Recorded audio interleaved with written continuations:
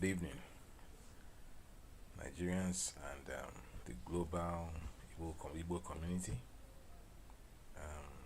A major legal development hit the headlines recently. Nnamdi Kanu, the embattled leader of the indigenous people of Biafra, IPOB, scored a significant victory in the court. But what does that mean for the ongoing Biafra struggle, Nigeria's unity, and the 2027 politics? Stay with me as I break this all down for you. The facts, the legal context, and national implications. Let's look at the man Kanu himself. He was born on the 25th of September 1967 in Abia State. He's a Nigerian British citizen. He studied in London Metropolitan University and founded Radio Biafra, which he has been using to advocate for Biafra independence. In 2015, he was arrested by the DSS in Lagos in October of that year, and he was charged with criminal conspiracy, intimidation, and membership of an illegal organization. In 2017, he secured bail, but after being granted bail in April of 2017 on health grounds, by September of that same year, the Nigerian army raided his home, allegedly, in Afaraoku, Umuahia, in what they called Operation Python Dance. And for fear of his life, we remember that during that particular scene, a lot of people died in his home. His home was raided. It was all over the news, and he fled the country, only to reappear in Israel and then in the United Kingdom. In 2021, Kanu was rearrested. He was arrested in Kenya under controversial conditions and allegedly extraordinarily renditioned back to Nigeria. Some have said that this is illegal. This was an illegal move that looked like a Gestapo kidnapping, though the Nigerian government have maintained that they were within their rights to bring him back to answer for jumping bail, which he claimed that he also have made comments that he never jumped bail. If there's anything at all, he was a victim and he had to escape for his life, because despite being given bail, the Nigerian military were after his life, and he would only be foolish to remain in that house that was being bombarded with bullets and all the rest of them, so he had to escape. So it's not like that he jumped bail, but he was forced to find his way out of the country. So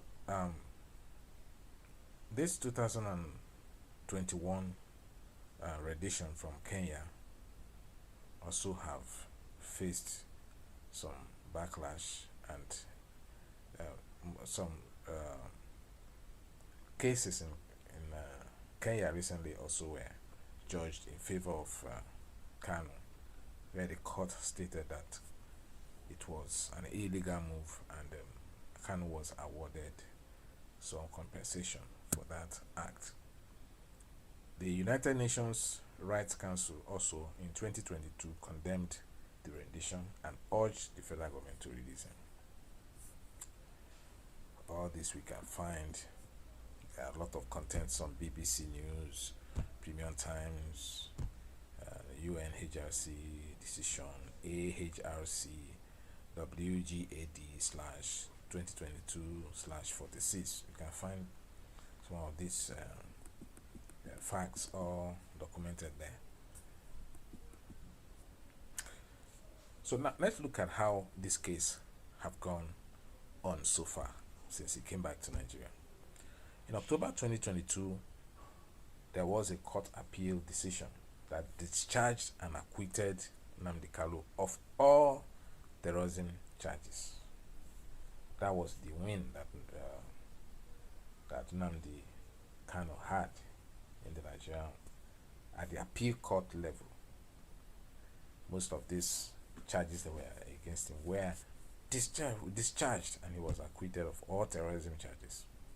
The court also ruled that federal government breached international laws by abducting him from Kenya.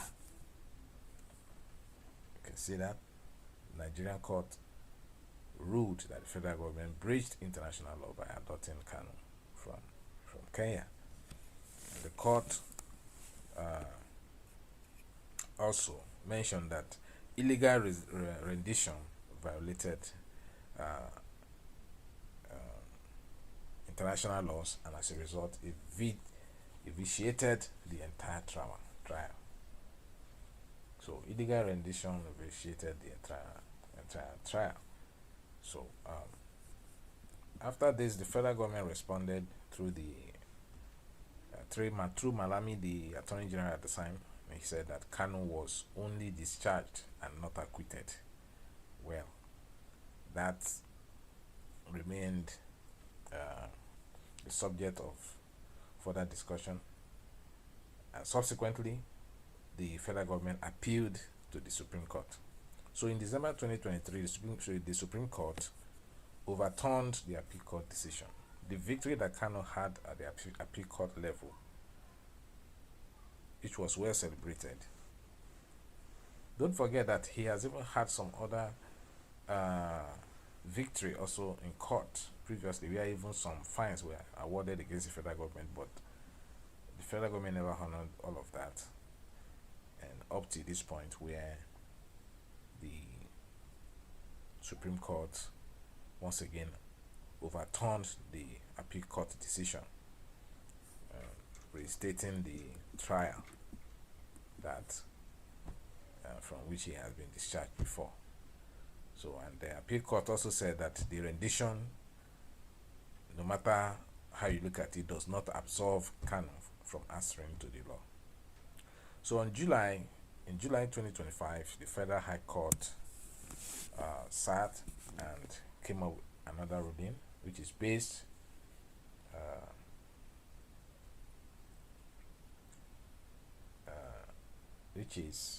came up with another ruling. I'm talking about the Federal High Court now. Since the case more or less started all over again, they granted him bail again with strict conditions, and the defense were urged to complete release based on prolonged detention and UN recommendations. So in July 2025, the Federal High Court ruled again, and they started by granting him bail with strict conditions. And to this, his defense team argues that rather than this, that he should rather be released based on prolonged detention and United Nations recommendations. But the judge emphasized that there's a need for national healing over vendetta. That you shouldn't focus on vendetta in this Kanu's case, but rather we should look forward to having national healing. So his lawyers, as Kanu's lawyers, particularly lawyers like Ifeanyi Ejiofor, reacted to this by making statements such as that a step towards justice had been achieved in Kanu's case, but they are still seeking for full freedom. In other words, Kanu, even though he has had some victories in court, as we have seen so far in in this his case with the federal government, but it's not yet Uhuru. He hasn't had his full freedom. And also, one of his other defense lawyers, Aloye Jako, bluntly mentioned that the violation of international laws cannot be brushed aside, while the Attorney General's office, also commented that the trial continues in national interest. All right. Some of these reports were carried by Chinese TV, Vanguard, Guardian newspapers, Legal Desk, and all the rest of them. In 2023, that we find the Simon Ekpa factor coming in along the way. Simon Ekpa, who is a factional leader of IPOB, is based in Finland. He declared sit-at-home actions, and that's literally paralyzed the Southeast states. And he was being accused of inciting violence through broadcasts. And recently, he was also in court in Finland, and these same issues, and he was not found guilty as expected, and whereas the case of Nnamdi Kanu kept going on, and this has somehow resulted in a split. If you look at it very well, it has resulted in a split between the main IPOB faction, which is Ejiofor led, which this owns Ekpa. Okay, so there are main factions. There's the Ejiofor led faction, there is the Ekpa led faction, and they disown each other. And there has also been the growing fear of Eastern Security Network becoming rogue. But the continued detention of Nnamdi Kanu, who is the leader of IPOB, now leading to so there's fear that him continue to be in detention may lead to Eastern Security Network going rogue, and you never know to whose hands they will fall. So some of the governors in the Southeast has also voiced their complaints. That Governor Soludo, he mentioned that the Southeast cannot develop with fear, and the Kanu's release may restore the needed calm. But I believe that this is an opinion of some of the Southeast governors. Now, it will really be nice if the federal government can also see it like this, but it will require a leadership at the federal level that really wants development of the Southeast for this to happen, for them to actually see that Nnamdi Kanu's being released is going to help to restore calm and bring development to the Southeast. Well, Ndibo also voiced their complaints, and they made a statement as follows: that only a political solution can bring lasting peace.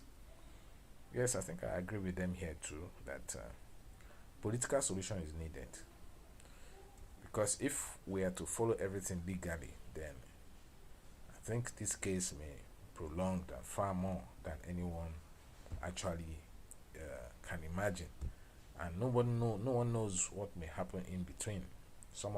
There may be factions eventually, like we're already seeing, and then some of the groups within the IPOB umbrella may begin to go rogue, like the Eastern Security Network and all the rest of them.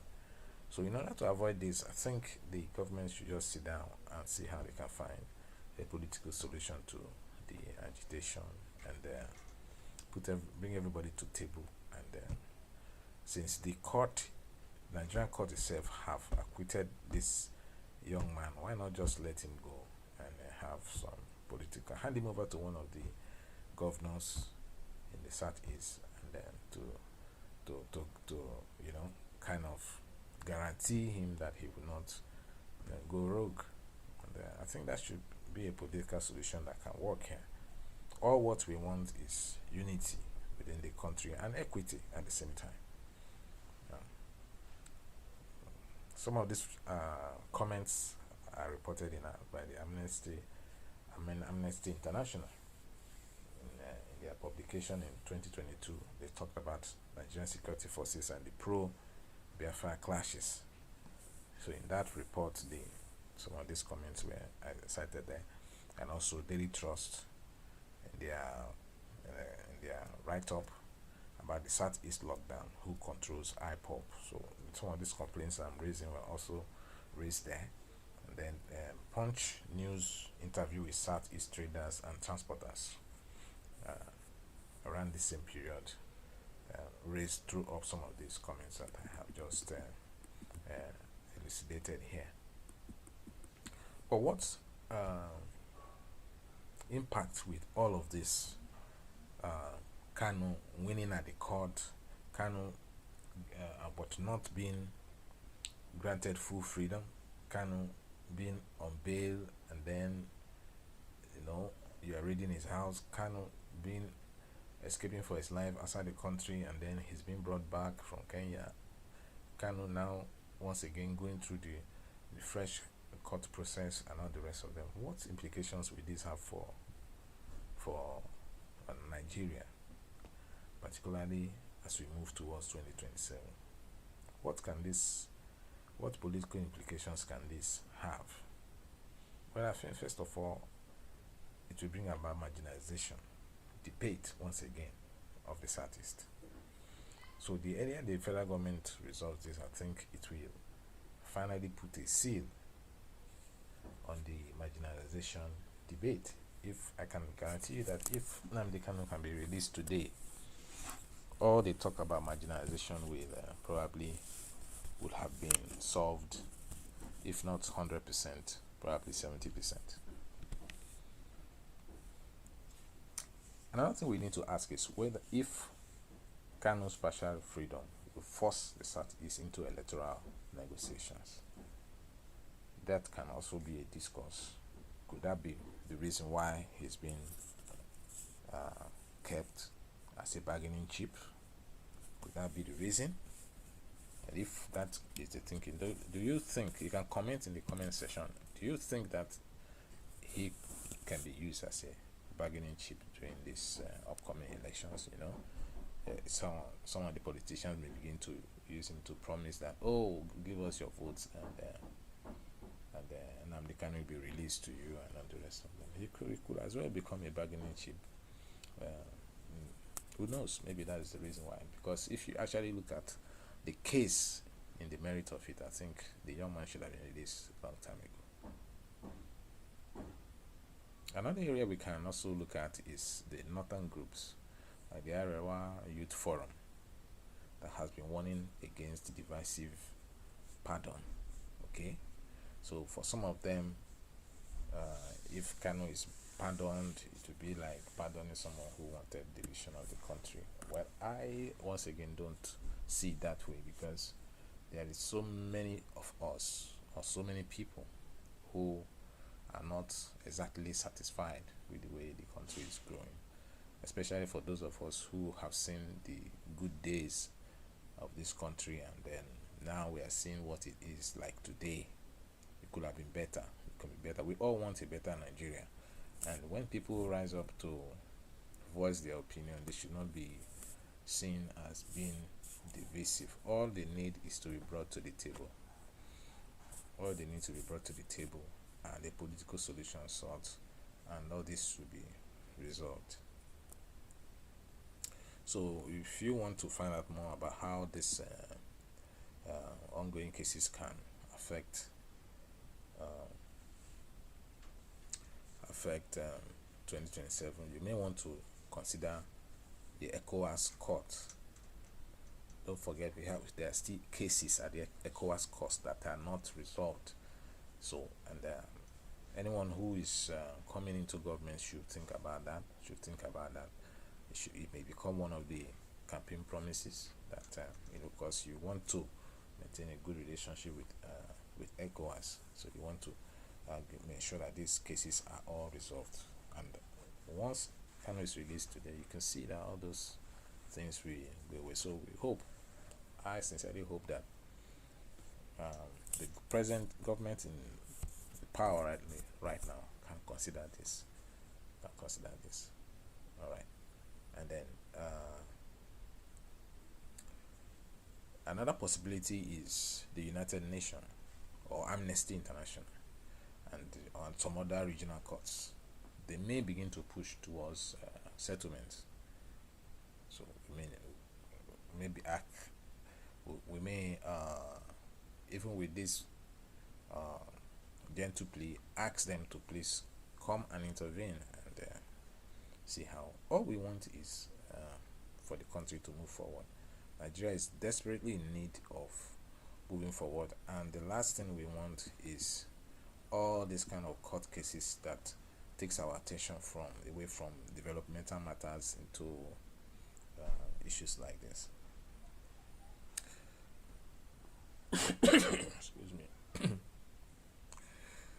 All right, but the federal government himself is also in a dilemma if you look at it very well, because the federal government, I believe, may be looking at what the implications of releasing Nnamdi Kanu may be.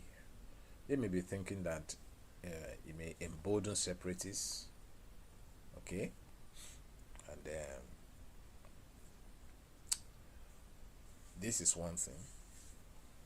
His release may embolden separatists, but if you actually check, you find out that IPOB is probably in a class of its own. Nnamdi Kanu is probably in a class of its own. And I think there are just a few people who, or a few, if you call them separatists, that have agitated for separation. And there's the root cause. I think federal government should be thinking about the root cause. Why would anyone want to ask for separation?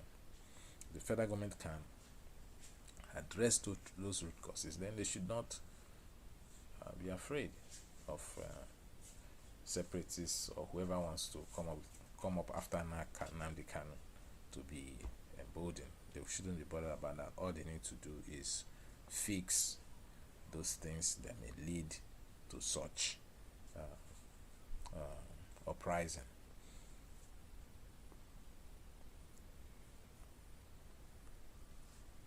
Why I said the federal government is in a dilemma is that even the way it is right now, the detention will worsen instability. It will worsen instability. So there's a need to find a possible middle ground, like dialogue, referendum, something like that, consultations, and then conditional amnesty. Probably, I'm sure the federal government's legal team can look into this. Just my opinion on this Nnamdi Kanu case. And I'm not alone in these opinions. If you check 2023 groups like the International Crisis Group, and one of their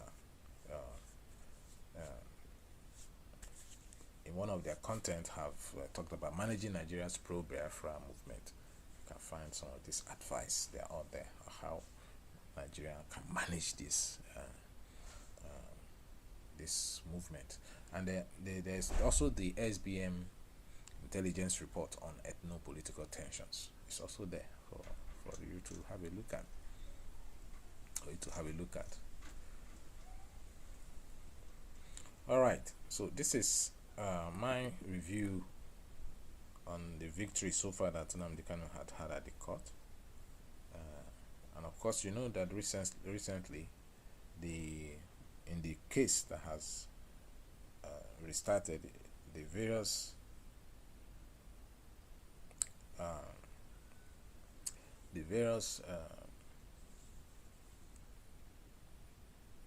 people called by the Nigerian side, by the federal government,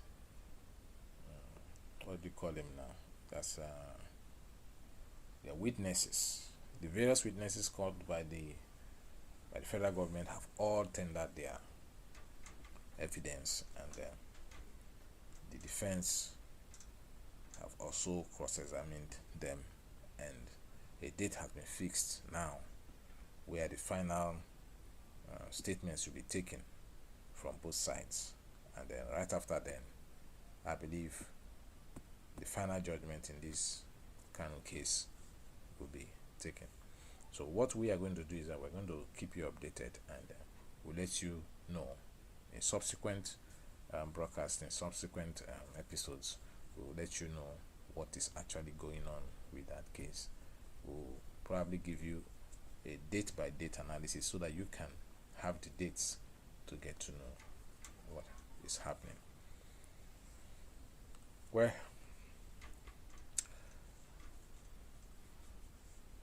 I want to hear from you.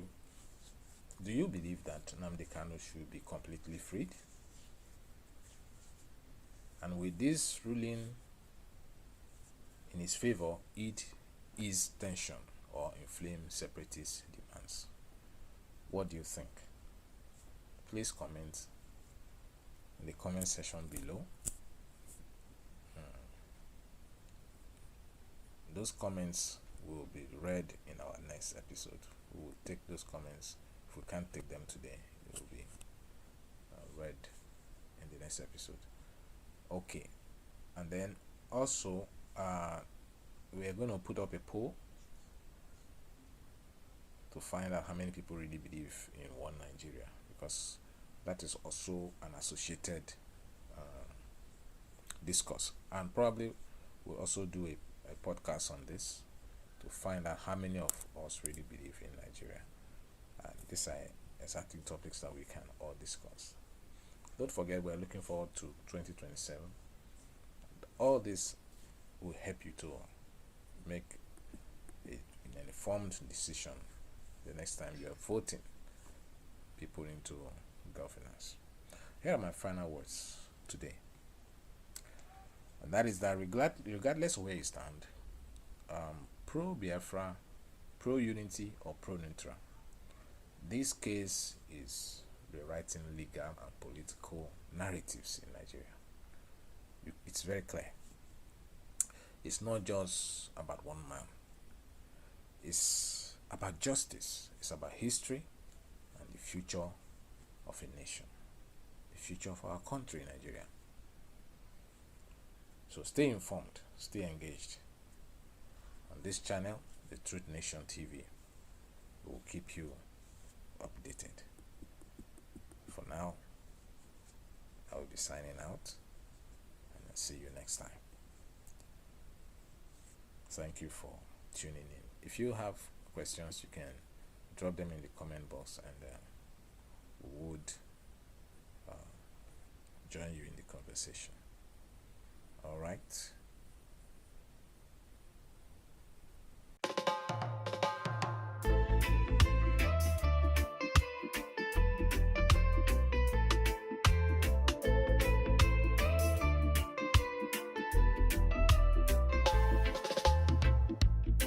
In the shadows where I once did stray, lies whispered loud to lead me away. But a light broke through so fierce and deep. Now I know the truth, and my soul can lead.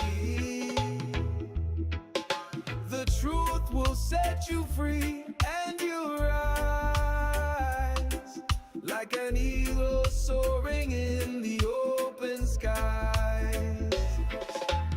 Chains are falling as the lies release.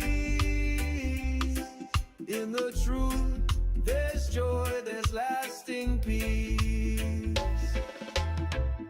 I found the path that feels so right. His words are fire burning through the night. Every step I take on this narrow way leads me closer to a brighter day. leads me closer to a brighter day. The truth will set you free, and you'll rise like an eagle soaring in the open sky. Chains are falling as the lies release. In the truth, there's joy, there's lasting peace.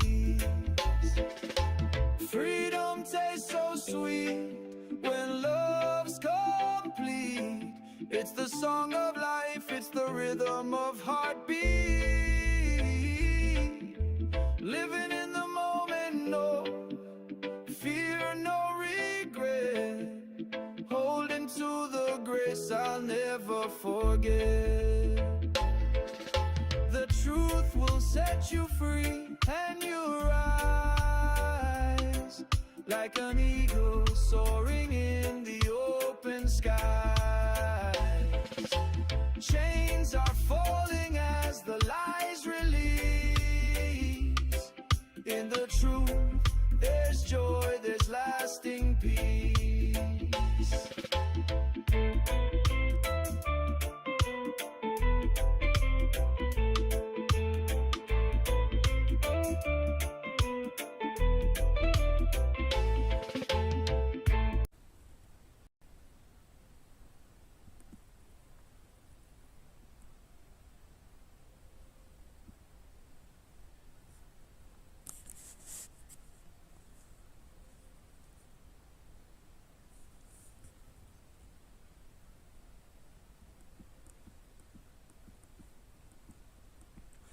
Good evening, Nigerians and the global Igbo community. A major legal development hit the headlines recently. Nnamdi Kanu, the embattled leader of the indigenous people of Biafra, IPOB, scored a significant victory in the court. But what does that mean for the ongoing Biafra struggle, Nigeria's unity, and the 2027 politics? Stay with me as I break this all down for you. The facts, the legal context, and national implications. Let's look at the man Kanu himself. He was born on the 25th of September 1967 in Abia State. He's a Nigerian British citizen. He studied in London Metropolitan University and founded Radio Biafra, which he has been using to advocate for Biafra independence. In 2015, he was arrested by the DSS in Lagos in October of that year, and he was charged with criminal conspiracy, intimidation, and membership of an illegal organization.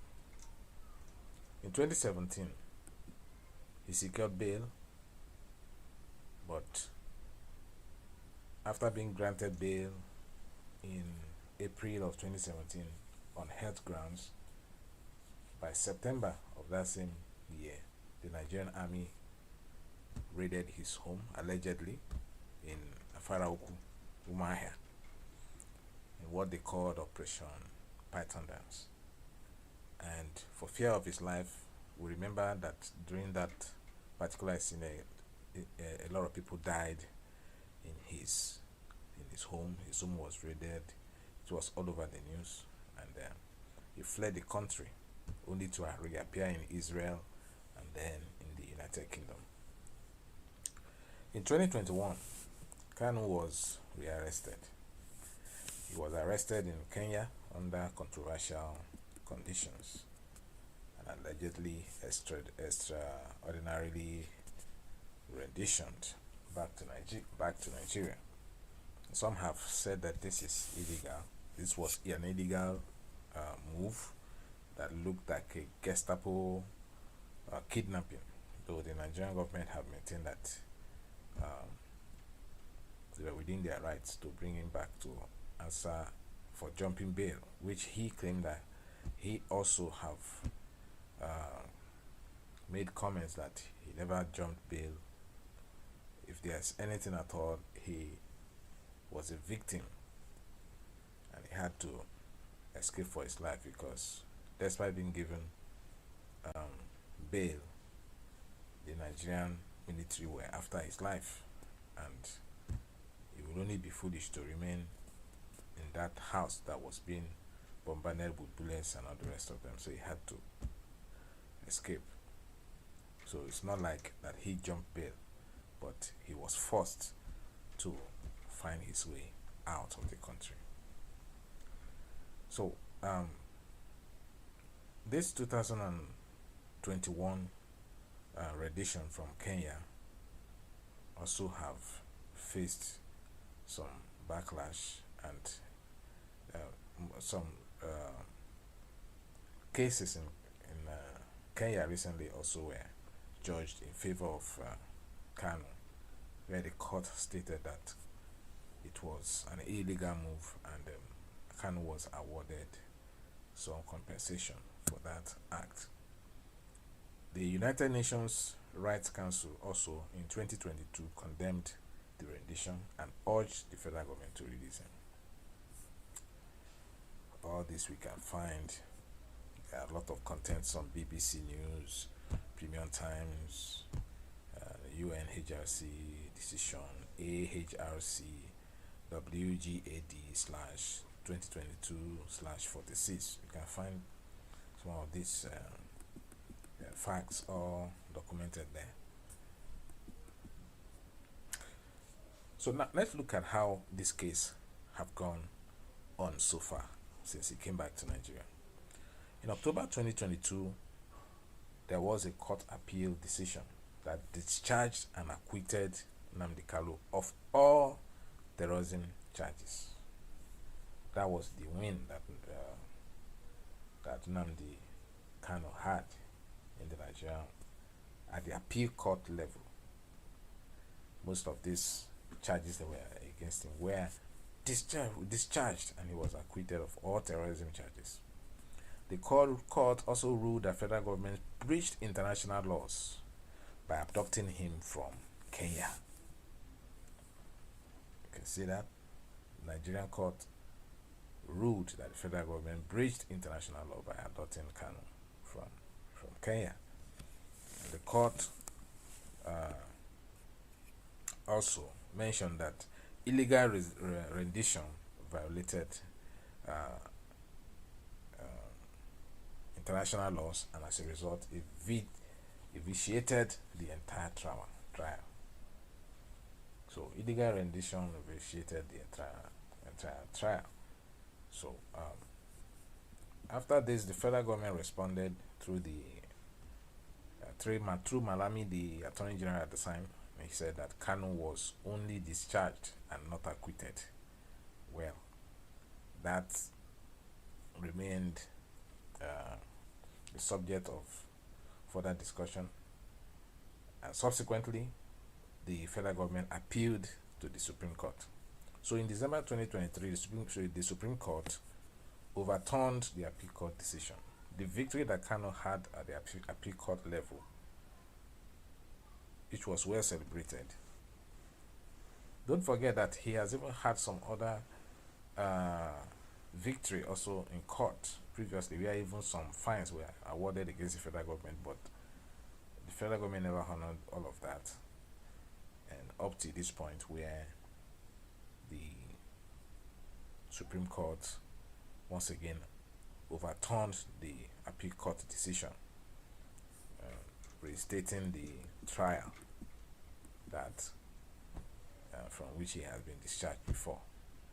So, and the appeal court also said that the rendition, no matter how you look at it, does not absolve Kanu from answering to the law. So in July 2025, the Federal High Court sat and came up with another ruling, which is based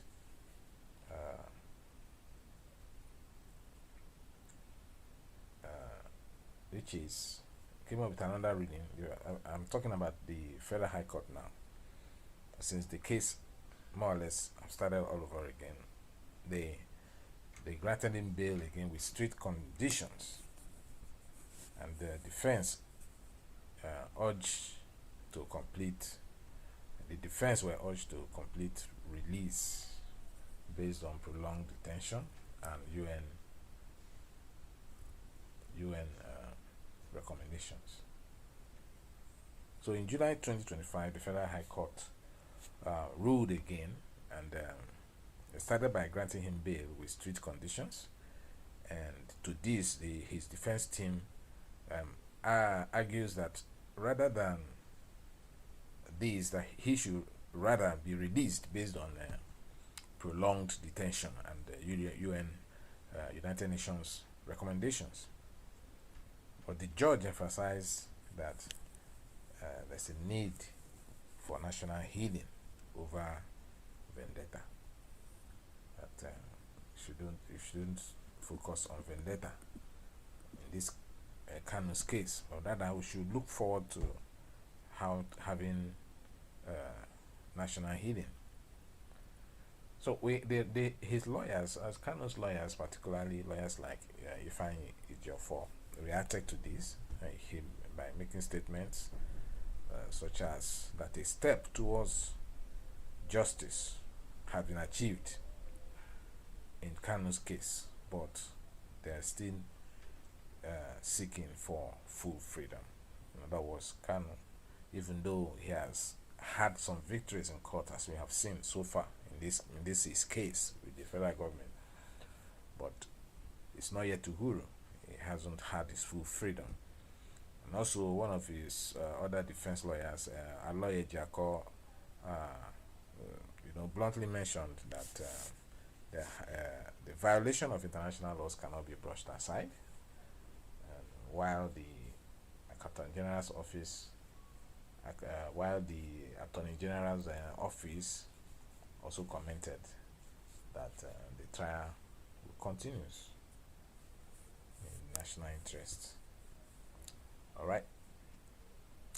Some of these reports were carried by Chinese TV, Vanguard, Guardian newspapers, Big and Desk, and all the rest of them.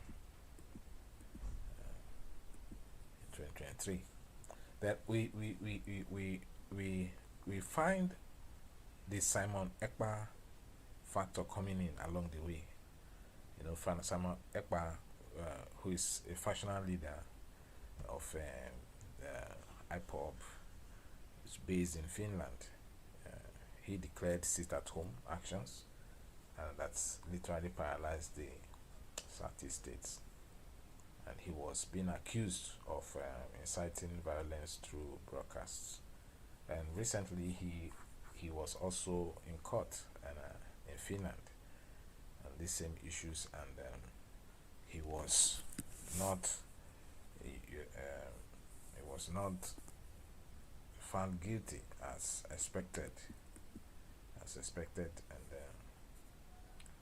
whereas the case of Nnamdi Kanu kept going on, and this has somehow resulted in a split. If you look at it very well, it has resulted in a split between the main IPOB faction, which is Ejiofor led, which disowns Ekpa. Okay, so there are main factions. There's the Ejiofor led faction, there is the Ekpa led faction, and they disown each other. And there has also been the growing fear of Eastern Security Network becoming rogue. But the continued detention of Nnamdi Kanu, who is the leader of IPOB, now leading to so there's fear that him continue to be in detention may lead to Eastern Security Network going rogue, and you never know to whose hands they will fall.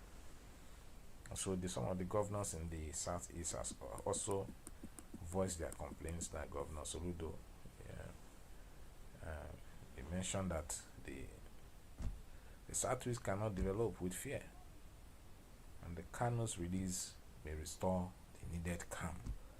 I believe that this is an opinion of some of the Southeast governors.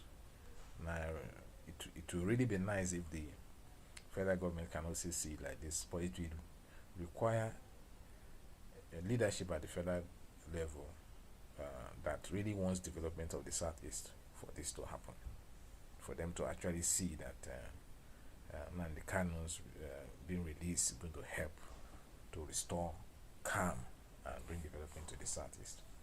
Well, Ndibo also voiced their complaints, and they made a statement as follows: that only a political solution can bring lasting peace. Yes, I think I agree with them here too, that political solution is needed, because if we are to follow everything legally, then I think this case may prolong and far more than anyone actually can imagine, and no one knows what may happen in between. There may be factions eventually, like we're already seeing, and then some of the groups within the IPOB umbrella may begin to go rogue, like the Eastern Security Network and all the rest of them.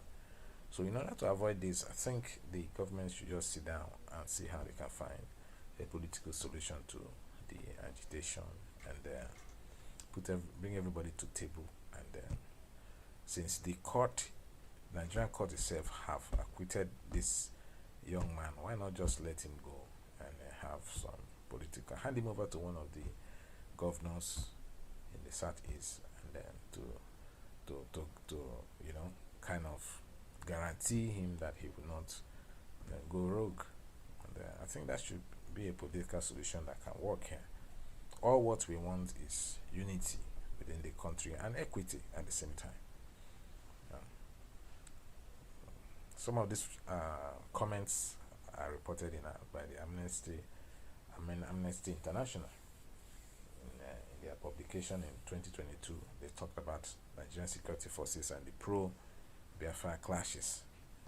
So in that report, some of these comments were cited there, and also Daily Trust in their write-up about the Southeast lockdown, who controls IPOB. So some of these complaints I'm raising were also raised there. And then Punch News interview with Southeast traders and transporters around the same period threw up some of these comments that I have just elucidated here. But what impact with all of this, Kanu winning at the court, Kanu but not being granted full freedom, Kanu being on bail, and then you are raiding his house, Kanu escaping for his life outside the country, and then he's being brought back from Kenya. Kanu now once again going through the fresh court process and all the rest of them. What implications will this have for Nigeria, particularly as we move towards 2027? What political implications can this have? Well, I think first of all, it will bring about marginalization, debate once again of the Southeast. So the earlier the federal government resolves this, I think it will finally put a seal on the marginalization debate. If I can guarantee you that if Nnamdi Kanu can be released today, all the talk about marginalization will probably would have been solved, if not 100%, probably 70%. Another thing we need to ask is whether if Kanu's partial freedom will force the Southeast into electoral negotiations. That can also be a discourse. Could that be the reason why he's been kept as a bargaining chip? Could that be the reason? And if that is the thinking, do you think, you can comment in the comment section, do you think that he can be used as a bargaining chip during these upcoming elections? Some of the politicians may begin to use him to promise that, oh, give us your votes, and Nnamdi Kanu will be released to you and all the rest of them. He could as well become a bargaining chip. Who knows? Maybe that is the reason why. Because if you actually look at the case in the merit of it, I think the young man should have been released a long time ago. Another area we can also look at is the northern groups, like the Arewa Youth Forum, that has been warning against divisive pardon. Okay, so for some of them, if Kanu is pardoned, it would be like pardoning someone who wanted division of the country. Well, I once again don't see it that way, because there is so many of us, or so many people, who are not exactly satisfied with the way the country is growing, especially for those of us who have seen the good days of this country, and then now we are seeing what it is like today. It could have been better. It could be better. We all want a better Nigeria, and when people rise up to voice their opinion, they should not be seen as being divisive. All they need is to be brought to the table.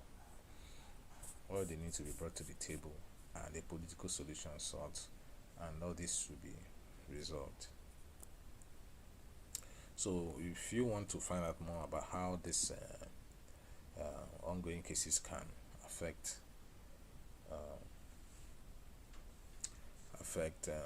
2027, you may want to consider the ECOWAS court. Don't forget, there are still cases at the ECOWAS court that are not resolved. So, and anyone who is coming into government should think about that.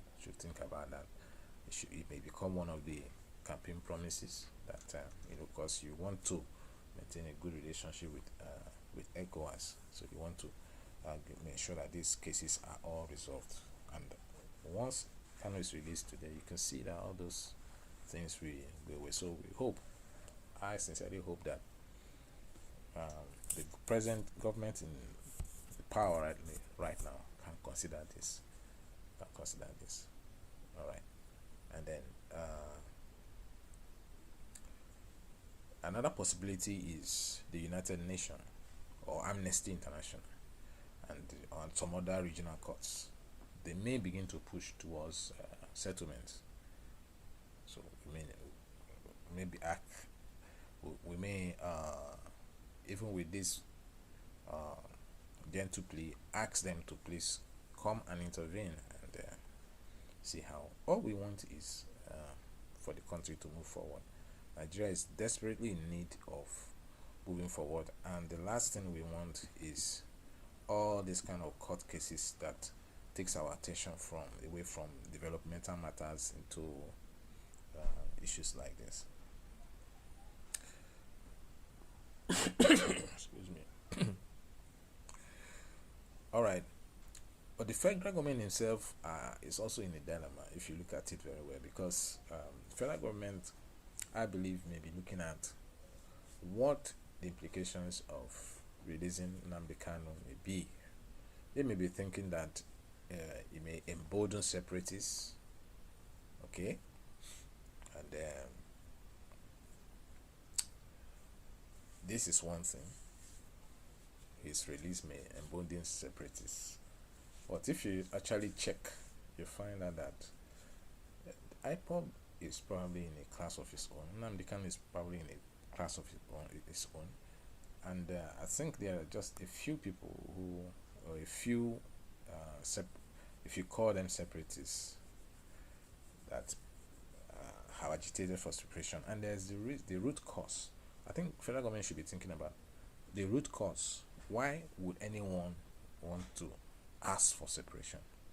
The federal government can address those root causes. Then they should not be afraid of separatists or whoever wants to come up after Nnamdi Kanu to be emboldened. They shouldn't be bothered about that. All they need to do is fix those things that may lead to such uprising.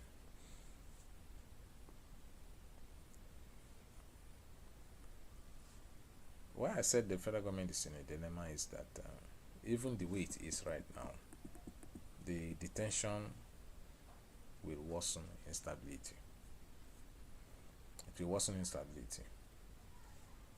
So there's a need to find a possible middle ground, like dialogue, referendum, something like that, consultations, and then conditional amnesty. Probably, I'm sure the federal government's legal team can look into this. Just my opinion. Just my opinion on this Nnamdi Kanu case. And I'm not alone in these opinions. If you check 2023 groups like the International Crisis Group, and one of their in one of their content have talked about managing Nigeria's pro-Biafra movement. You can find some of this advice there out there, how Nigeria can manage this this movement. And there's also the SBM intelligence report on ethno-political tensions. It's also there for you to have a look at.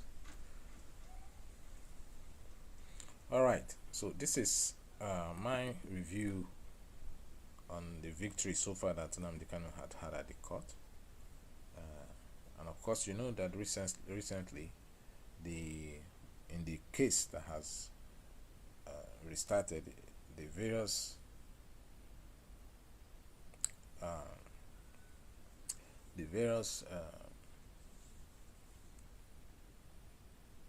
people called by the Nigerian side, by the federal government,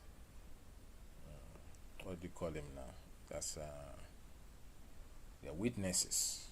The various witnesses called by the federal government have all tendered their evidence, and the defense have also cross-examined them, and a date has been fixed now where the final statements will be taken from both sides, and then right after then, I believe the final judgment in this kind of case will be taken.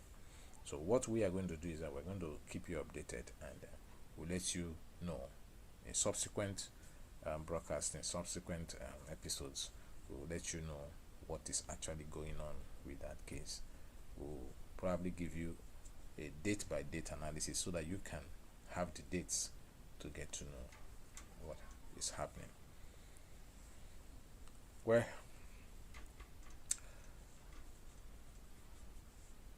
I want to hear from you. Do you believe that Nnamdi Kanu should be completely freed? And with this ruling in his favor, it ease tension or inflame separatist demands? What do you think? Please comment in the comment section below. Those comments will be read in our next episode. We will take those comments. If we can't take them today, it will be read in the next episode. Okay, and then also we are going to put up a poll to find out how many people really believe in one Nigeria, because that is also an associated discourse, and probably we'll also do a podcast on this to find out how many of us really believe in Nigeria. And these are exactly topics that we can all discuss. Don't forget, we're looking forward to 2027.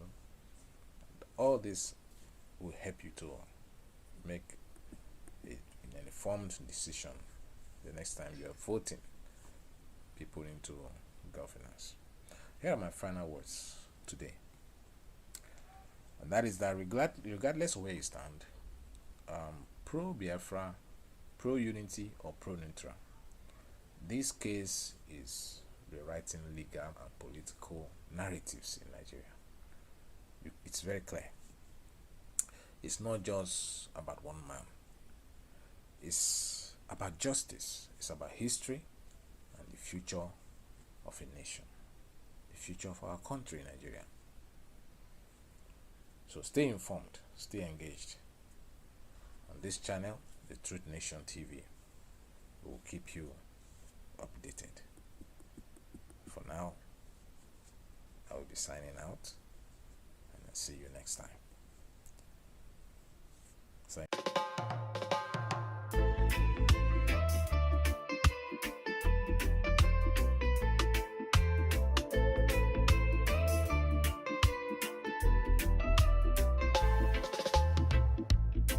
In the shadows where I once did stray, lies whispered loud to lead me away. But a light broke through so fierce and deep. Now I know the truth, and my soul can lead. The truth will set you free, and you rise like an eagle soaring in the open skies. Chains are falling as the lies release. In the truth, there's joy, there's lasting peace. I found the path that feels so right. His words are fire burning through the night. Every step I take on this narrow way leads me closer to a brighter day. Leads me closer to a brighter day. The truth will set you free, and you'll rise like an eagle soaring in the open sky. Chains are falling as the lies release. In the truth, there's joy, there's lasting peace. Freedom tastes so sweet when love's complete. It's the song of life, it's the rhythm of heartbeat. Living in the moment, no fear, no regret. Holding to the grace I'll never forget. The truth will set you free, and you rise like an eagle soaring in the open skies. Chains are falling as the lies release. In the truth, there's joy, there's lasting peace.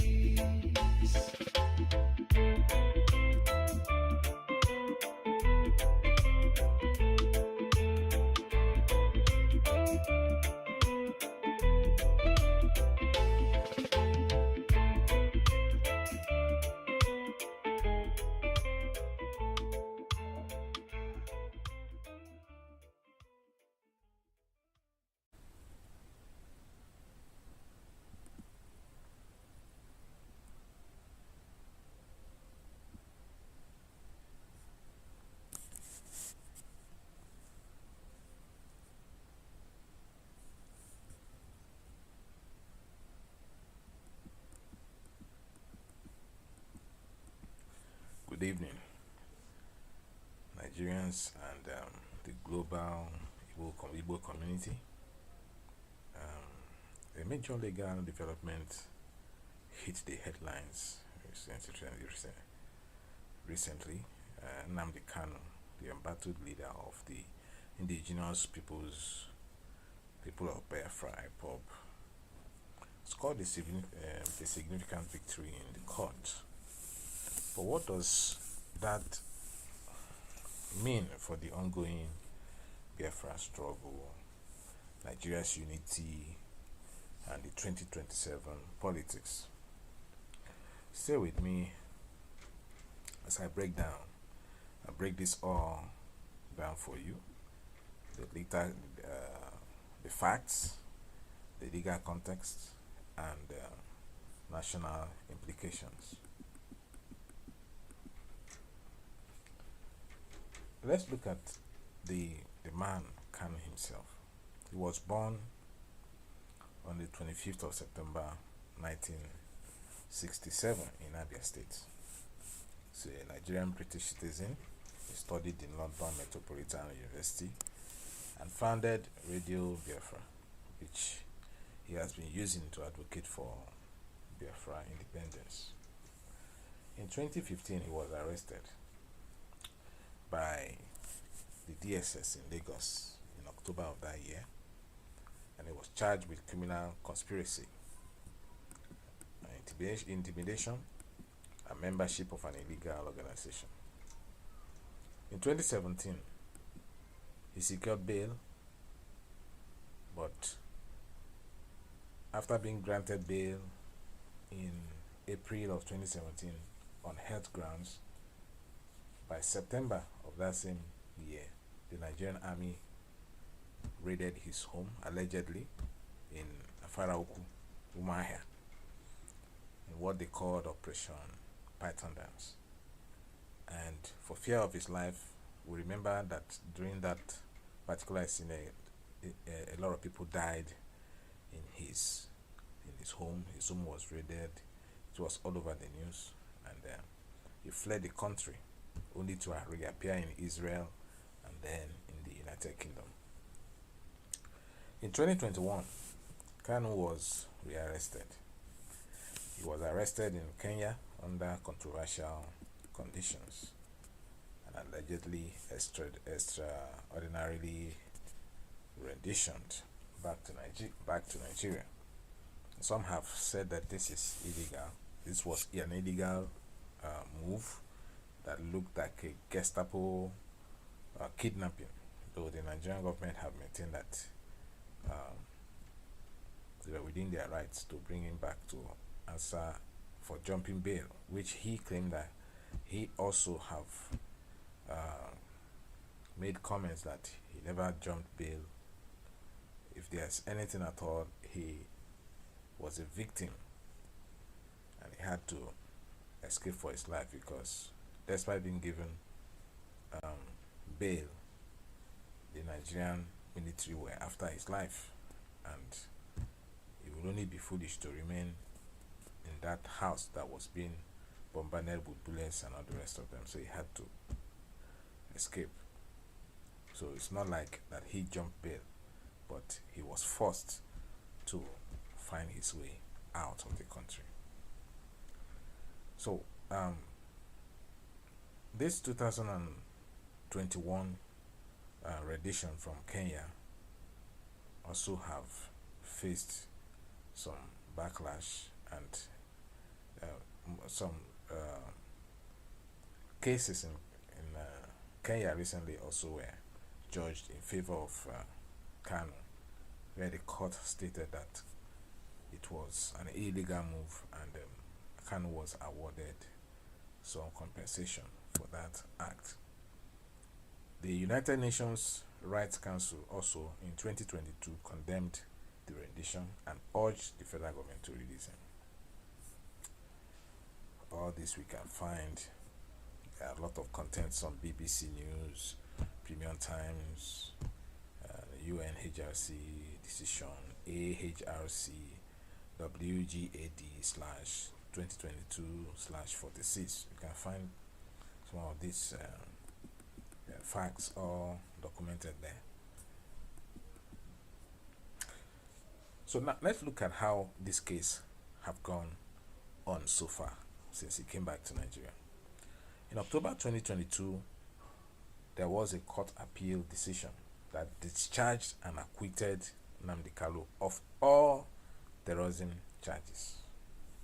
That was the win that Nnamdi Kanu had in the Nigerian at the appeal court level. Most of these charges that were against him were discharged, and he was acquitted of all terrorism charges. The court also ruled that federal government breached international laws by abducting him from Kenya. You can see that the Nigerian court ruled that the federal government breached international law by abducting Kanu from Kenya. And the court also mentioned that illegal rendition violated international laws, and as a result, it vitiated the entire trial. So illegal rendition vitiated the entire trial. So after this, the federal government responded through through Malami, the Attorney General at the time. He said that Kanu was only discharged and not acquitted. Well, that remained the subject of further discussion, and subsequently the federal government appealed to the Supreme Court. So in December 2023, the Supreme Court overturned the appeal court decision. The victory that Kanu had at the appeal court level, which was well celebrated. Don't forget that he has even had some other victory also in court previously, where even some fines were awarded against the federal government, but the federal government never honored all of that. And up to this point, where the Supreme Court once again overturned the appeal court decision, restating the trial that from which he has been discharged before. So, and the appeal court also said that the rendition, no matter how you look at it, does not absolve Kanu from answering to the law. So in July 2025, the Federal High Court sat and came up with another ruling, which is based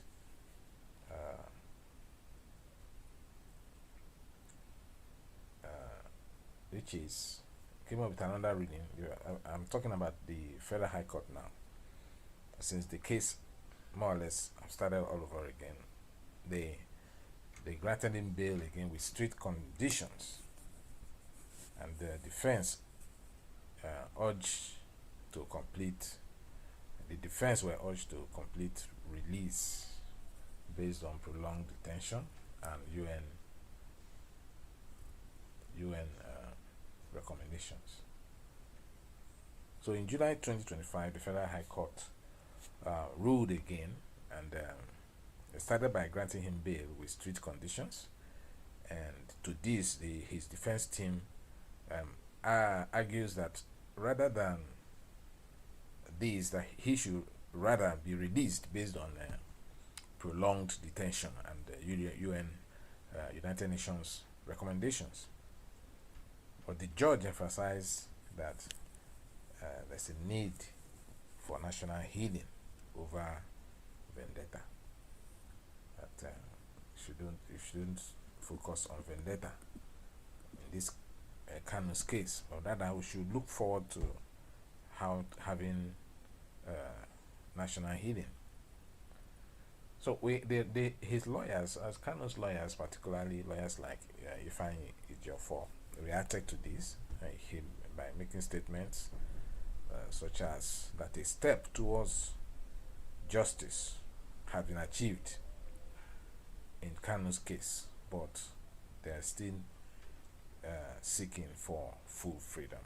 In other words, Kanu, even though he has had some victories in court, as we have seen so far in this his case with the federal government, but it's not yet Uhuru.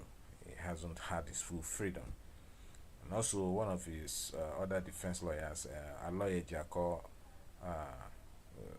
bluntly mentioned that the violation of international laws cannot be brushed aside. While the Attorney General's office, also commented that the trial continues in national interest. All right. Some of these reports were carried by Chinese TV, Vanguard, Guardian newspapers, Big and Desk, and all the rest of them. 2023. That we find the Simon Ekpa factor coming in along the way. Simon Ekpa, who is a factional leader of IPOB, is based in Finland. He declared sit-at-home actions and that's literally paralyzed the Southeast states. And he was being accused of inciting violence through broadcasts. And recently, he was also in court and in Finland on these same issues, and he was not he was not found guilty as expected, and whereas the case of Nnamdi Kanu kept going on, and this has somehow resulted in a split. If you look at it very well, it has resulted in a split between the main IPOB faction, which is Ejiofor led, which disowns Ekpa. Okay, so there are main factions. There's the Ejiofor led faction, there is the Ekpa led faction, and they disown each other. And there has also been the growing fear of Eastern Security Network becoming rogue. But the continued detention of Nnamdi Kanu, who is the leader of IPOB, now leading to so there's fear that him continuing to be in detention may lead to Eastern Security Network going rogue, and you never know to whose hands they will fall. So some of the governors in the Southeast has also voiced their complaints. That Governor Soludo, he mentioned that the Southeast cannot develop with fear, and the Kanu's release may restore the needed calm. But I believe that this is an opinion of some of the Southeast governors. Now, it will really be nice if the federal government can also see it like this, but it will require a leadership at the federal level that really wants development of the Southeast for this to happen, for them to actually see that Nnamdi Kanu's being released is going to help to restore calm and bring development to the Southeast. Well, Ndibo also voiced their complaints, and they made a statement as follows: that only a political solution can bring lasting peace. Yes, I think I agree with them here too, that political solution is needed, because if we are to follow everything legally, then I think this case may prolong far more than anyone actually can imagine, and no one knows what may happen in between. There may be factions eventually, like we're already seeing, and then some of the groups within the IPOB umbrella may begin to go rogue, like the Eastern Security Network and all the rest of them. So in order to avoid this, I think the government should just sit down and see how they can find a political solution to the agitation, and bring everybody to table. And since the Nigerian court itself have acquitted this young man, why not just let him go and have some hand him over to one of the governors in the Southeast, and then to kind of guarantee him that he will not go rogue. And I think that should be a political solution that can work here. All what we want is unity within the country and equity at the same time. Some of these comments are reported by the Amnesty International. In their publication in 2022, they talked about Nigerian security forces and the pro-Biafra clashes. So in that report, some of these comments were cited there, and also Daily Trust in their write-up about the Southeast lockdown, who controls IPOB. So some of these complaints I'm raising were also raised there. And then Punch News interview with Southeast traders and transporters around the same period threw up some of these comments that I have just elucidated here. But what impact with all of this Kanu winning at the court, Kanu but not being granted full freedom, Kanu being on bail, and then you are raiding his house, Kanu being escaping for his life outside the country, and then he's being brought back from Kenya. Kanu now once again going through the fresh court process and all the rest of them. What implications will this have for Nigeria, particularly as we move towards 2027? What political implications can this have? Well, I think first of all, it will bring about marginalization, debate once again of this artist. So the earlier the federal government resolves this, I think it will finally put a seal on the marginalization debate. If I can guarantee you that if Nnamdi Kanu can be released today, all the talk about marginalization will probably would have been solved, if not 100%, probably 70%. Another thing we need to ask is whether if Kanu's partial freedom will force the Southeast into electoral negotiations. That can also be a discourse. Could that be the reason why he's been kept as a bargaining chip? Could that be the reason? And if that is the thinking, do you think, you can comment in the comment section, do you think that he can be used as a bargaining chip during these upcoming elections? Some of the politicians may begin to use him to promise that, oh, give us your votes, and Nnamdi Kanu will be released to you, and all the rest of them. He could as well become a bargaining chip.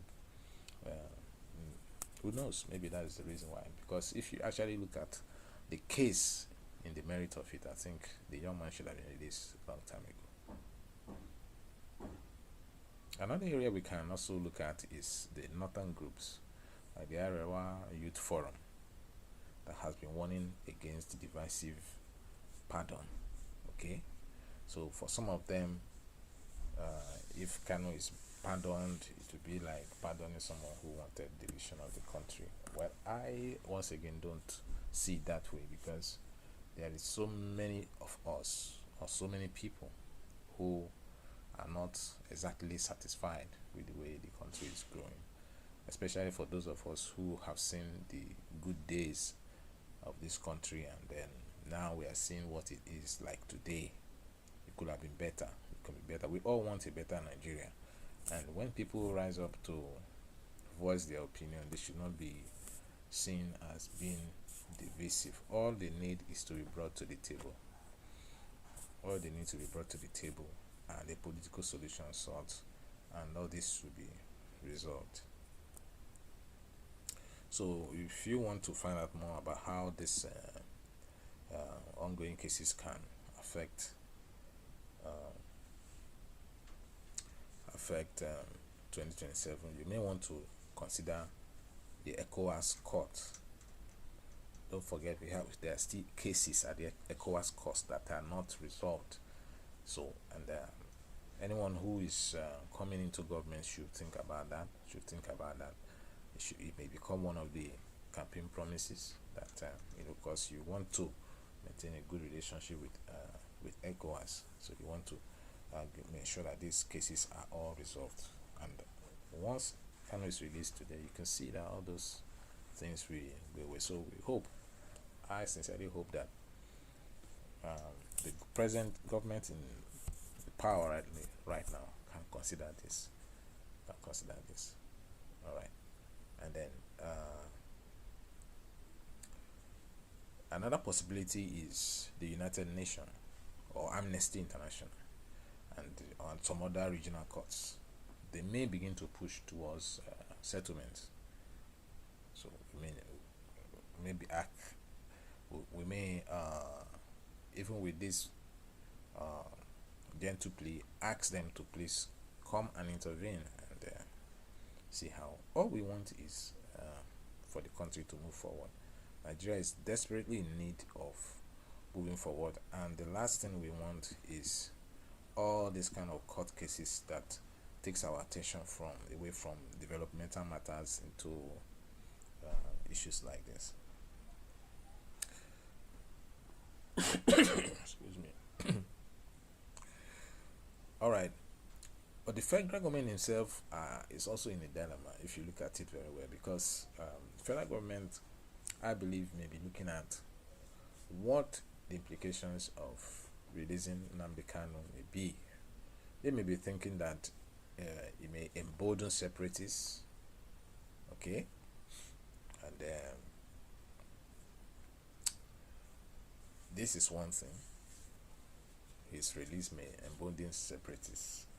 But if you actually check, you find out that IPOB is probably in a class of its own. Nnamdi Kanu is probably in a class of its own.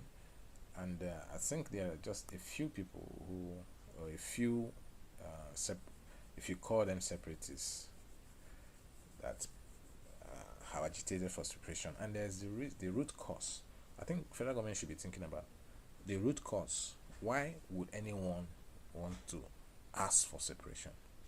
The federal government can address those root causes. Then they should not be afraid of separatists or whoever wants to come up after Nnamdi Kanu to be emboldened. They shouldn't be bothered about that. All they need to do is fix those things that may lead to such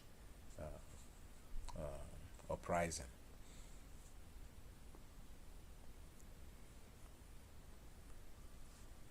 Why I said the federal government is in a dilemma is that even the way it is right now, the detention will worsen instability. It will worsen instability. So there's a need to find a possible middle ground, like dialogue, referendum, something like that, consultations, and then conditional amnesty. Probably, I'm sure the federal government's legal team can look into this. Just my opinion on this Nnamdi Kanu case. And I'm not alone in these opinions. If you check 2023 groups like the International Crisis Group, and one of their in one of their content have talked about managing Nigeria's pro-Biafra movement. You can find some of this advice. They are out there, how Nigeria can manage this this movement. And there's also the SBM intelligence report on ethno-political tensions. It's also there for you to have a look at. All right, so this is my review on the victory so far that Nnamdi Kanu had at the court. And of course, you know that recently, in the case that has restarted, the various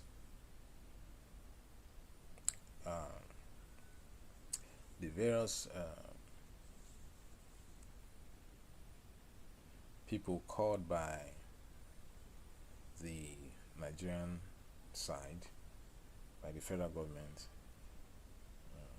what do you call them now? That's their witnesses. The various witnesses called by the federal government have all tendered their evidence, and the defense have also cross-examined them, and a date has been fixed now where the final statements will be taken from both sides, and then right after then, I believe the final judgment in this Kanu case will be taken. So what we are going to do is that we're going to keep you updated, and we'll let you know in subsequent broadcasts, in subsequent episodes. We'll let you know what is actually going on with that case. We'll probably give you a date-by-date analysis so that you can have the dates to get to know what is happening. Well,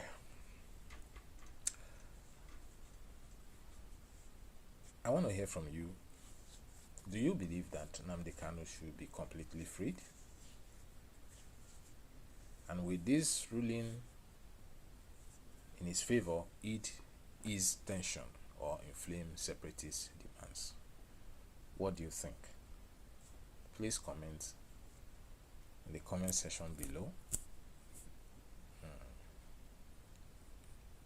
Those comments will be read in our next episode. We will take those comments. If we can't take them today, it will be read in the next episode. Okay, and then also we are going to put up a poll to find out how many people really believe in one Nigeria, because that is also an associated discourse, and probably we'll also do a podcast on this to find out how many of us really believe in Nigeria. And these are exactly topics that we can all discuss. Don't forget, we're looking forward to 2027. All this will help you to make an informed decision the next time you're voting people into governance. Here are my final words today. And that is that regardless of where you stand, pro-Biafra, pro-unity, or pro-neutral, this case is rewriting legal and political narratives in Nigeria. It's very clear. It's not just about one man. It's about justice. It's about history and the future of a nation, the future of our country, Nigeria. So stay informed, stay engaged. On this channel, the Truth Nation TV, will keep you updated. For now, I will be signing out, and I'll see you next time. Thank you for tuning in. If you have questions, you can drop them in the comment box, and we would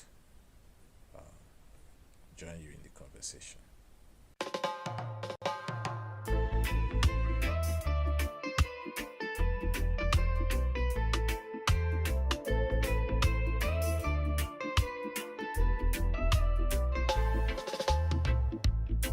In the shadows where I once did stray, lies whispered loud to lead me away. But a light broke through so fierce and deep. Now I know the truth, and my soul can lead. The truth will set you free, and you rise like an eagle soaring in the open skies. Chains are falling as the lies release. In the truth, there's joy, there's lasting peace. I found the path that feels so right. His words are fire burning through the night. Every step I take on this narrow way leads me closer to a brighter day.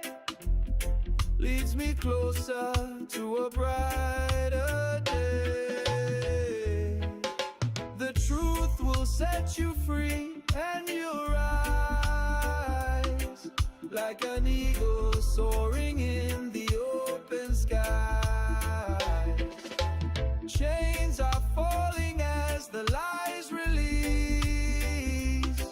In the truth, there's joy, there's lasting peace. Freedom tastes so sweet when love's complete. It's the song of life, it's the rhythm of heartbeat. Living in the moment, no fear, no regret. Holding to the grace I'll never forget. The truth will set you free, and you rise like an eagle soaring in the open skies. Chains are falling as the lies release. In the truth, there's joy, there's lasting peace.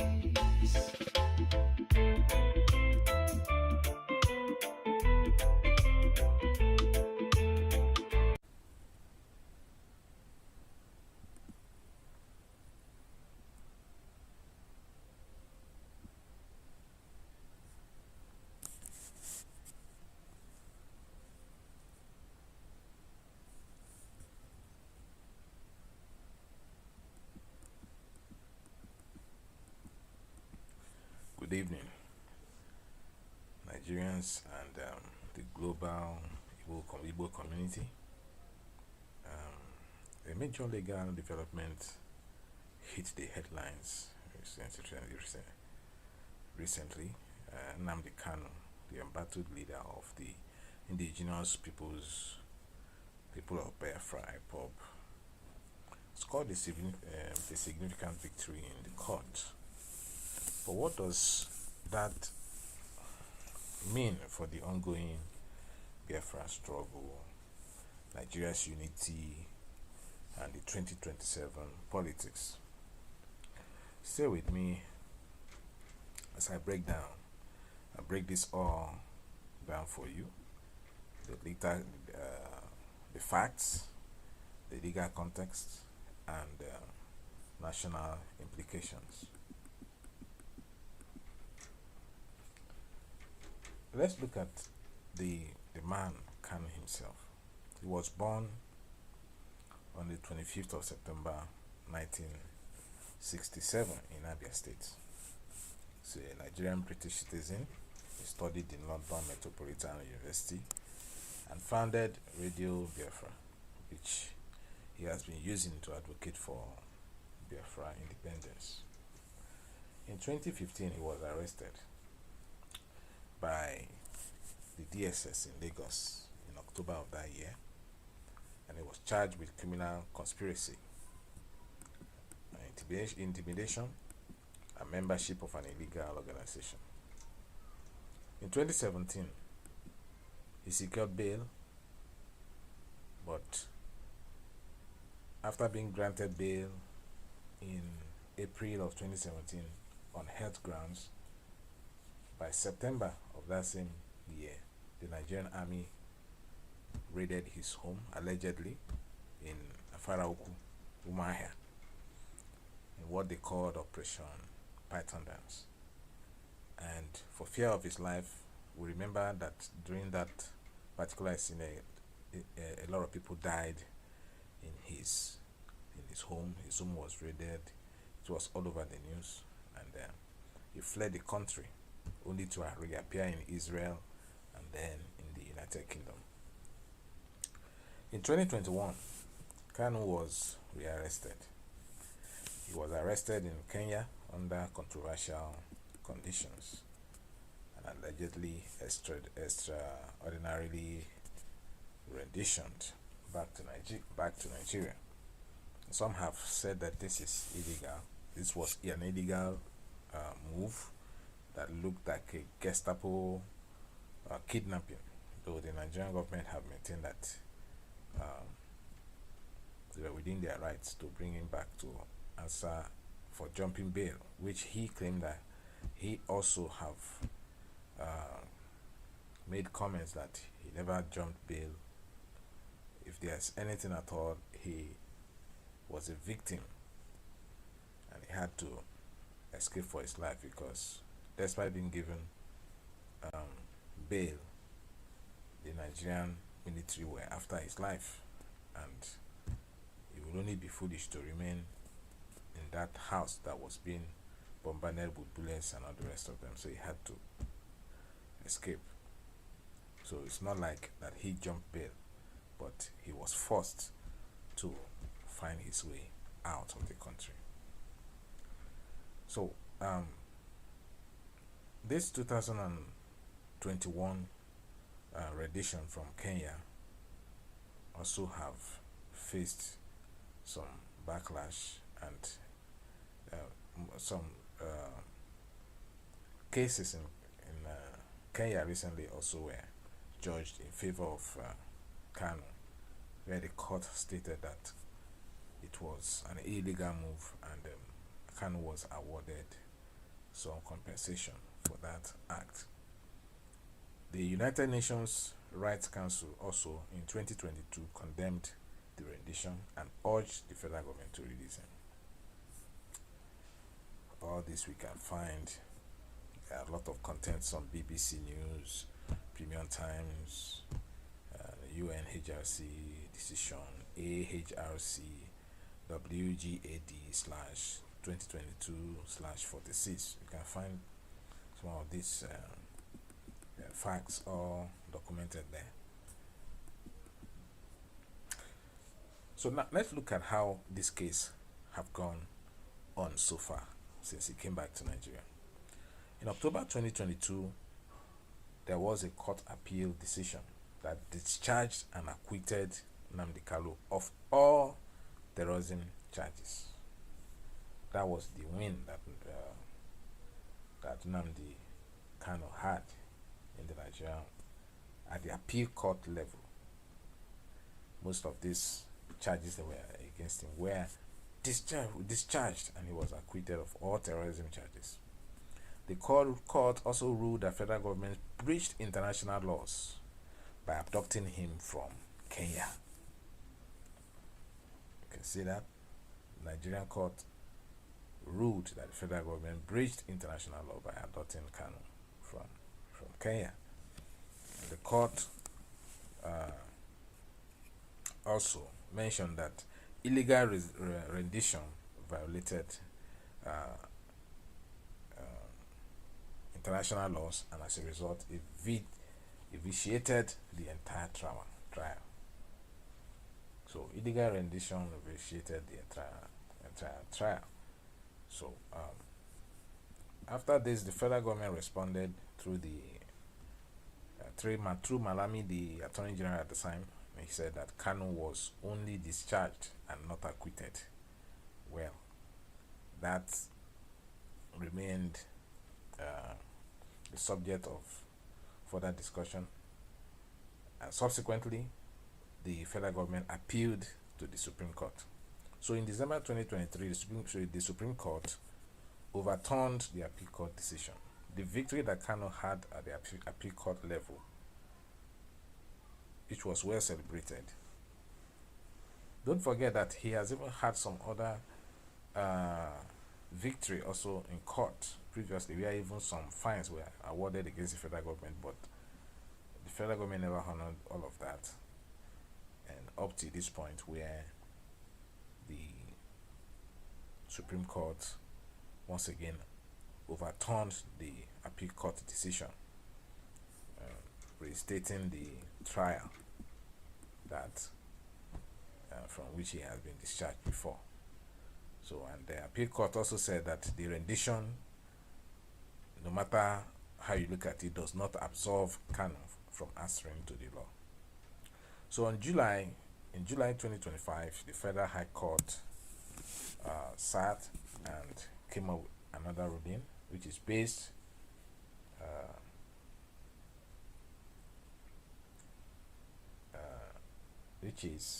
came up with another ruling. I'm talking about the Federal High Court now. Since the case more or less started all over again, they granted him bail again with strict conditions, and the defense urged to complete. The defense were urged to complete release based on prolonged detention and UN recommendations. So in July 2025, the Federal High Court ruled again, and started by granting him bail with strict conditions.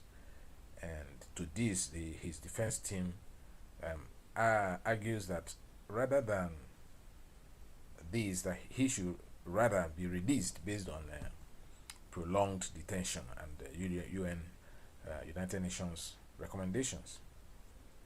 But the judge emphasized that there's a need for national healing over vendetta. That you shouldn't focus on vendetta in this Kanu's case, but rather we should look forward to having national healing. So his lawyers, as Kanu's lawyers, particularly lawyers like Ifeanyi Ejiofor, reacted to this by making statements such as that a step towards justice had been achieved in Kanu's case, but they are still seeking for full freedom.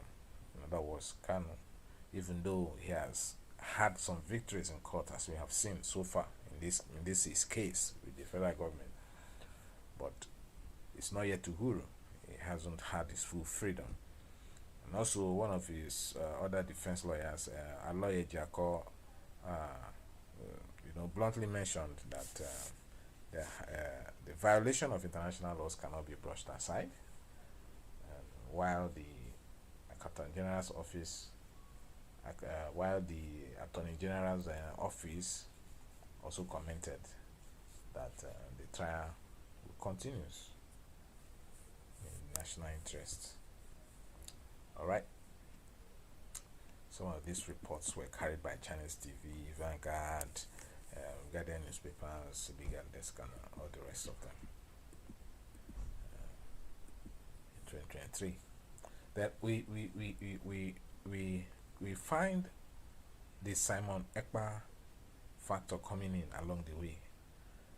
Simon Ekpa, who is a factional leader of IPOB, is based in Finland.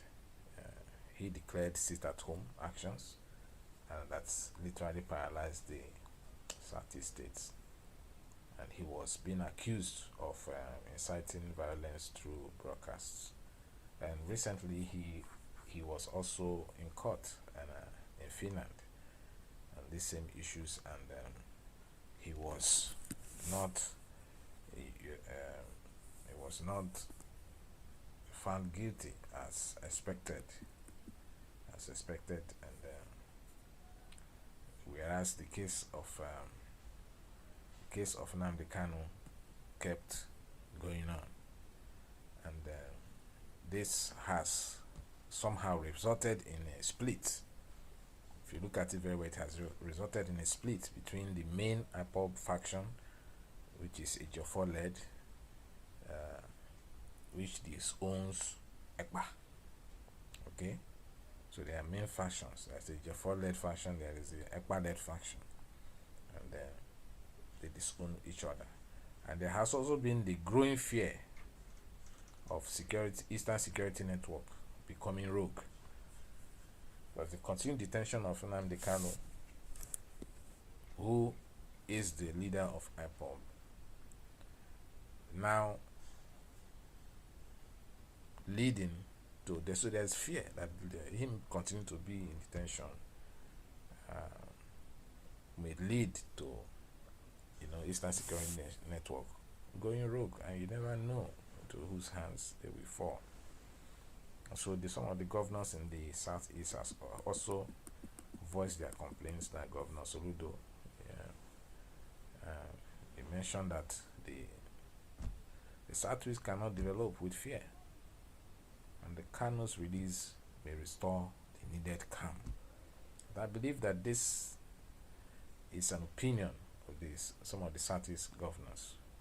Now, it will really be nice if the federal government can also see it like this, but it will require a leadership at the federal level that really wants development of the Southeast for this to happen, for them to actually see that Nnamdi Kanu's being released is going to help to restore calm and bring development to the Southeast.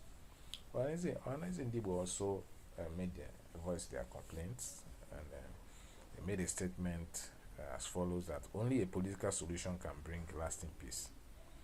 Yes, I think I agree with them here too, that political solution is needed, because if we are to follow everything legally, then I think this case may prolong far more than anyone actually can imagine, and no one knows what may happen in between.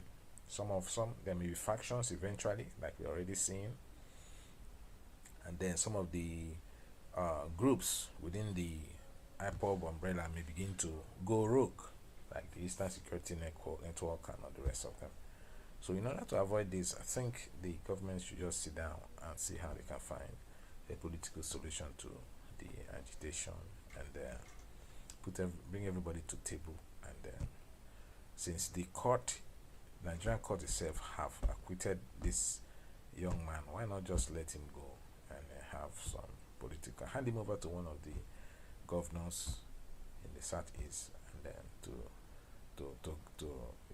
kind of guarantee him that he will not go rogue. And I think that should be a political solution that can work here. All what we want is unity within the country and equity at the same time. Some of these comments are reported by the Amnesty International. In their publication in 2022, they talked about Nigerian security forces and the pro-Biafra clashes. So in that report, some of these comments were cited there, and also Daily Trust in their write-up about the Southeast lockdown, who controls IPOB. So some of these complaints I'm raising were also raised there.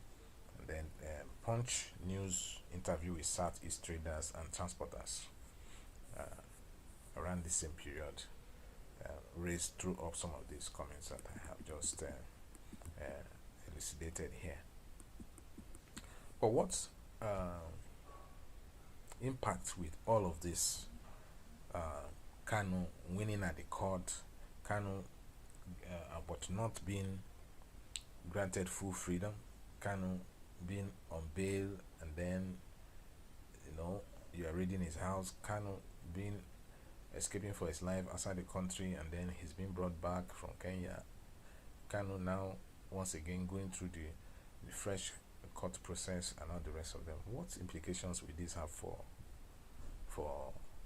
Nigeria, particularly as we move towards 2027? What political implications can this have? Well, I think first of all, it will bring about marginalization, debate once again of the Southeast. So the earlier the federal government resolves this, I think it will finally put a seal on the marginalization debate. If I can guarantee you that if Nnamdi Kanu can be released today, all the talk about marginalization will probably would have been solved, if not 100%, probably 70%.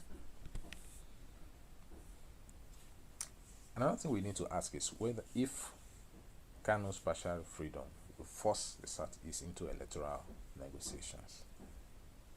That can also be a discourse. Could that be the reason why he's been kept as a bargaining chip? Could that be the reason? And if that is the thinking, do you think, you can comment in the comment section, do you think that he can be used as a bargaining chip during these upcoming elections? Some of the politicians may begin to use him to promise that, oh, give us your votes, and Nnamdi Kanu will be released to you, and all the rest of them. He could as well become a bargaining chip. Who knows? Maybe that is the reason why. Because if you actually look at the case in the merit of it, I think the young man should have been released a long time ago. Another area we can also look at is the northern groups, like the Arewa Youth Forum, that has been warning against divisive pardon. Okay, so for some of them, if Kanu is pardoned, it would be like pardoning someone who wanted division of the country. Well, I once again don't see it that way, because there is so many of us, or so many people, who are not exactly satisfied with the way the country is growing, especially for those of us who have seen the good days of this country, and then now we are seeing what it is like today.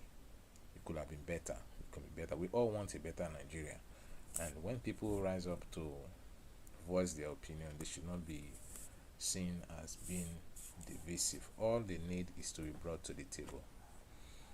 All they need to be brought to the table, and a political solution sought, and all this should be resolved. So if you want to find out more about how this ongoing cases can affect 2027, you may want to consider the ECOWAS court. Don't forget, there are still cases at the ECOWAS court that are not resolved. So, and anyone who is coming into government should think about that. It may become one of the campaign promises that because you want to maintain a good relationship with ECOWAS, so you want to make sure that these cases are all resolved. And once Kano is released today, you can see that all those things we were. So we hope, I sincerely hope that the present government in power right now can consider this. All right, and then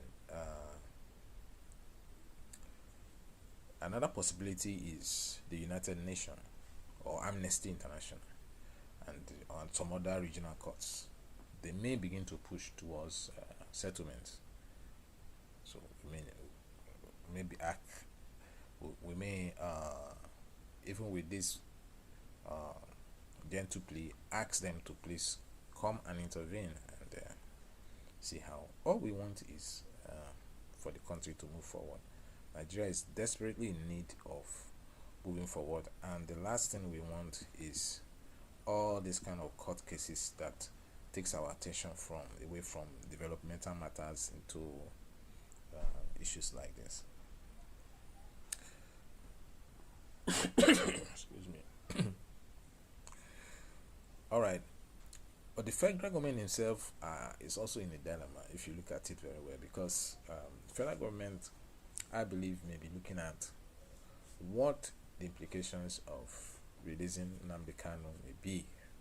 They may be thinking that it may embolden separatists, okay, and this is one thing.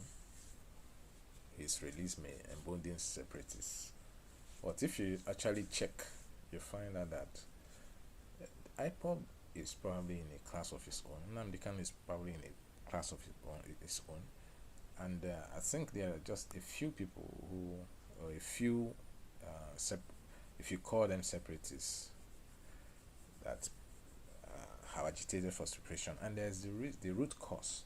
I think federal government should be thinking about the root cause. Why would anyone want to ask for separation? The federal government can address those root causes, then they should not be afraid of separatists or whoever wants to come up after Nnamdi Kanu to be emboldened. They shouldn't be bothered about that. All they need to do is fix those things that may lead to such uprising.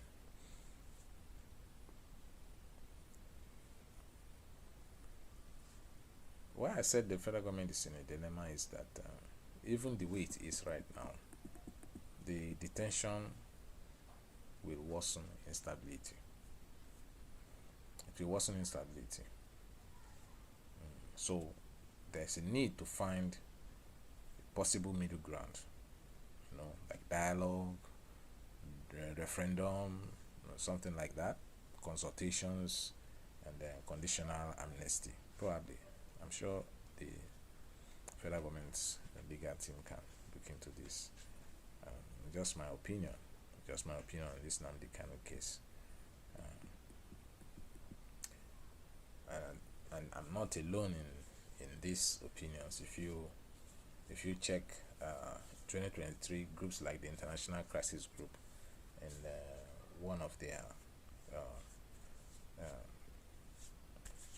in one of their content have talked about managing Nigeria's pro-Biafra movement. You can find some of this advice. They are out there how Nigeria can manage this this movement.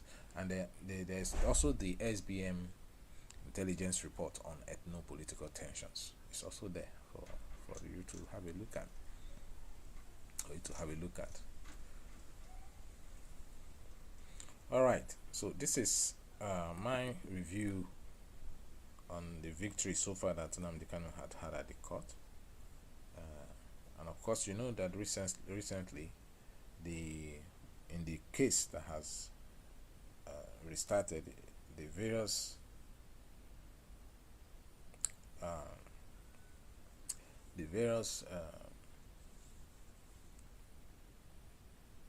people called by the Nigerian side, by the federal government, what do you call them now? That's the witnesses. The various witnesses called by the federal government have all tendered their evidence, and the defense have also cross-examined them, and a date has been fixed now where the final statements will be taken from both sides, and then right after then, I believe the final judgment in this Kanu case will be taken. So what we are going to do is that we're going to keep you updated, and we'll let you know in subsequent broadcasts, in subsequent episodes. We'll let you know what is actually going on with that case. We'll probably give you a date by date analysis so that you can have the dates to get to know what is happening. Well,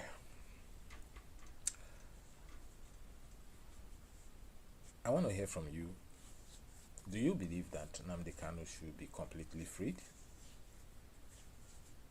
And with this ruling in his favor, it ease tension or inflame separatist demands?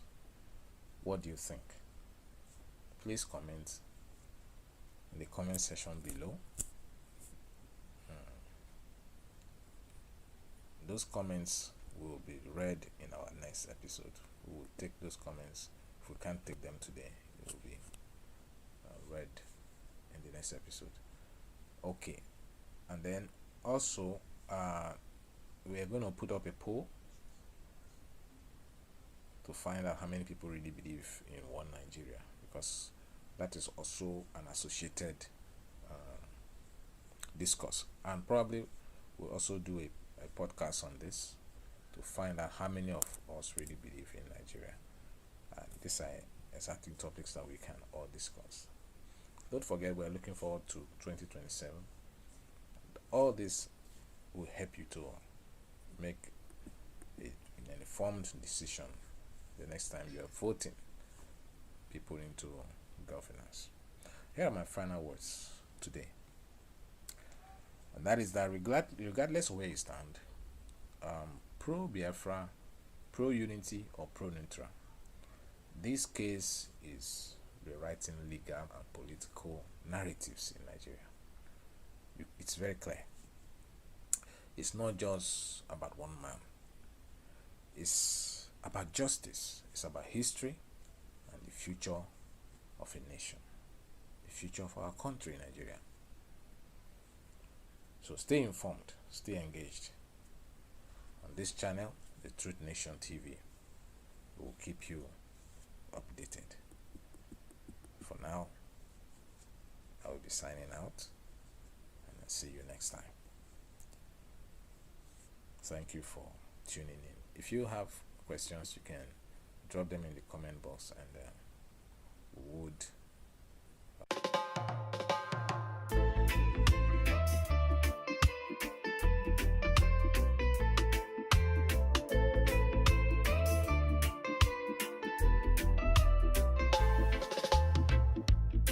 in the shadows where I once did stray,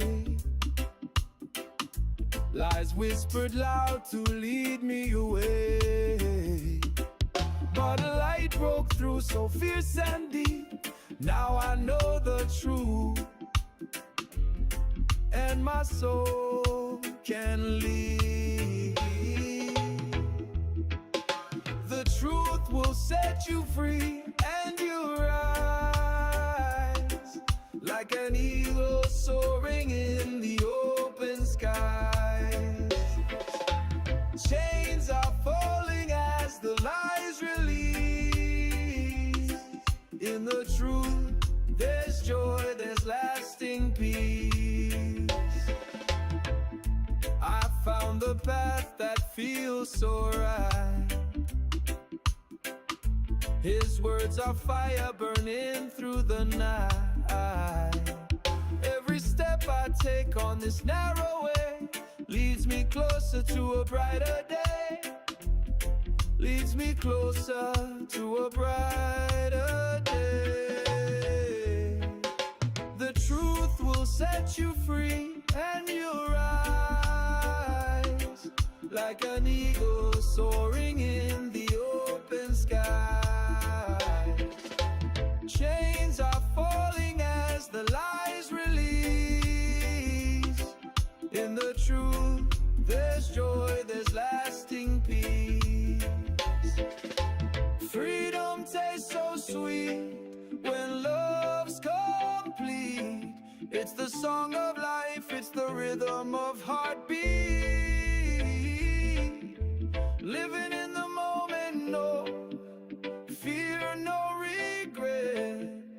Holding to the grace I'll never forget. The truth will set you free, and you rise like an eagle soaring in the open skies. Chains are falling as the lies release. In the truth, there's joy.